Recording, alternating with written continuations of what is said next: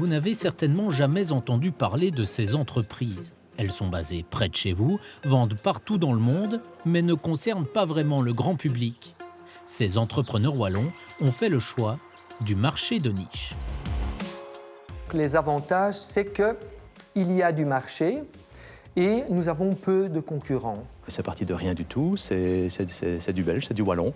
Et ça, c'est possible avec les marchés de niche. Si on voulait être un IB numéro 2, on n'a pas les moyens de faire ça. Nous sommes ici à Tubize, dans les locaux typiques d'une entreprise numérique à la mode.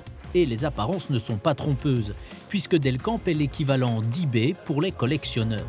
Un site internet de petites annonces avec uniquement des objets de collection, tout simplement la référence pour les connaisseurs.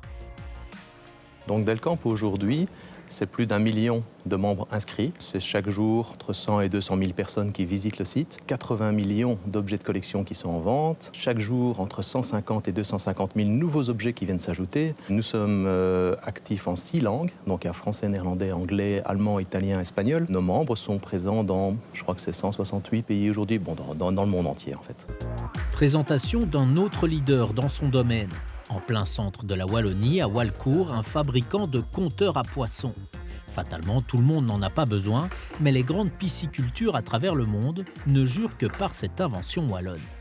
En Belgique, nous ne vendons malheureusement rien parce que les éleveurs sont petits, tandis que dans les élevages de plus grande taille, il y a des bassins qui sont étendus sur plusieurs centaines de mètres, voire des kilomètres. L'aquaculture actuellement est en pleine expansion, elle est en pleine croissance parce que les mers deviennent de plus en plus polluées. Les poissons que l'on retire de la mer sont plus pollués, donc l'élevage devient de plus en plus intensif.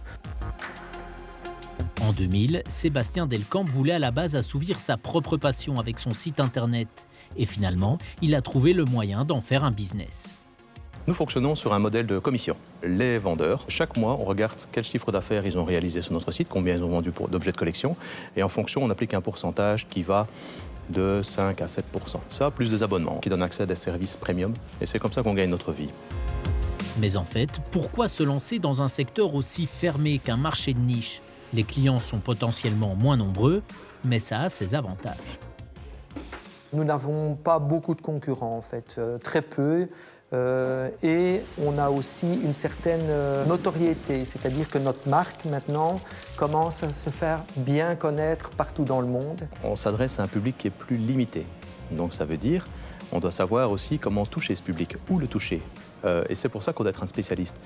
Je pense qu'on ne peut pas un jour se lever et dire je vais attaquer un marché de niche sans rien y connaître. Et la formule marche, puisque Calitri Technology, qui emploie 5 personnes, se lance en ce moment sur les marchés africains, en Inde ou encore en Amérique du Sud. Delcamp, avec ses 35 employés, vient de créer son propre système de paiement intégré et il a été élu meilleur site d'e-commerce en France.